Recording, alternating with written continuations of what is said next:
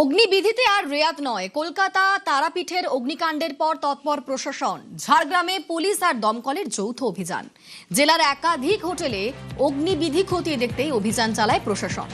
অগ্নিবিধিতে ঘাটতি থাকলে ব্যবসায়ীদের দ্রুত পদক্ষেপ নেওয়ার নির্দেশ দেওয়া হয়েছে।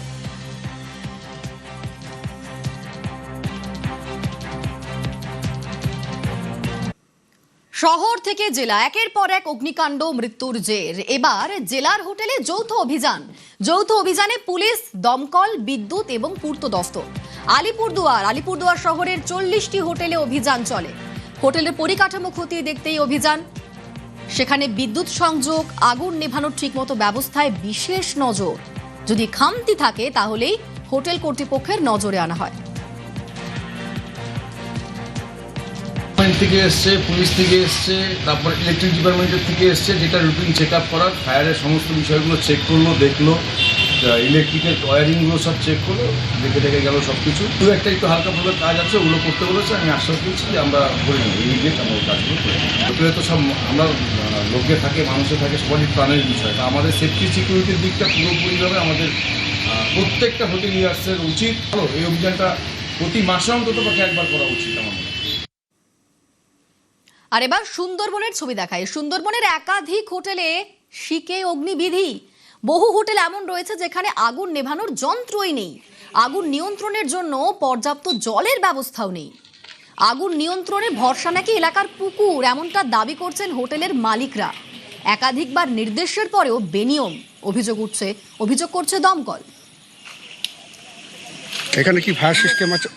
না, ফায়ার সিস্টেম অবশ্যই প্রত্যেক হোটেলে এরকম টুরিস্টরা যেহেতু আসছে, থাকছে, তাদের একটা লাইফের রিস্ক তো আছে। সবাই চাই ভালোভাবে সুস্থভাবে ঘুরতে এসেছে, আবার যেন ফিরে যায়। তাহলে সব হোটেলে এরকম ব্যবস্থা রাখা উচিত।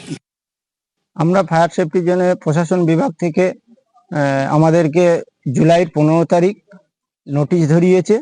আমরা ফায়ার সেফটির যেহেতু প্রচুর টুরিস্ট আসছে, তার জন্য টুরিস্টের সেফটি সিকিউরিটির কথা মাথায় রেখে আমরা ফায়ারে যা নেওয়ার দরকার সরকারের নিয়ম অনুযায়ী আমরা প্রত্যেকটা হোটেলে সেগুলো লাগানোর ব্যবস্থা করব। ক্যানিং দমকলের পক্ষ থেকে জানানো হয়েছে, তারা ইতিমধ্যে বিভিন্ন হোটেলগুলিকে নোটিশ করেছেন যাতে দ্রুত তারা ফায়ার লাইসেন্স নিয়ে নেয়।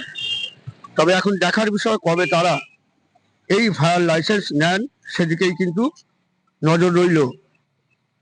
দক্ষিণ 24 পরগনার ক্যানিং থেকে অনুপ বিশ্বাস, নিউজ 18 বাংলা।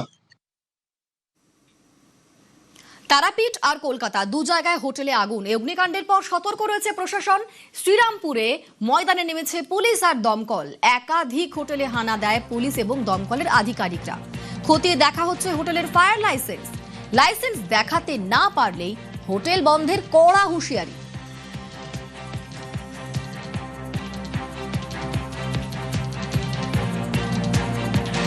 হোটেলে দেখা যাচ্ছে ফায়ারে তো লাইসেন্স নেই, সার্টিফিকেট নেই, সেগুলো আমরা বেরিয়েছি কার নেই সেগুলো আমরা লাস্ট ওয়ার্নিং দিয়ে দেবো। এরপর না হলে কিন্তু সিল করে দেবো। আমাদের ওই আইসি সাহেব আছেন, পুলিশের তরফ থেকে সাহেব আছেন, তো এগুলো আমরা দেখছি, সব আমরা এনকোয়ারি করছি। হ্যাঁ, তো এগুলো যাতে ওনারা তাড়াতাড়ি করে নেন সেইগুলোর জন্য আমরা বেরিয়েছি। এরপর যদি না হয় তাহলে কিন্তু হোটেল বন্ধ হয়ে যাবে।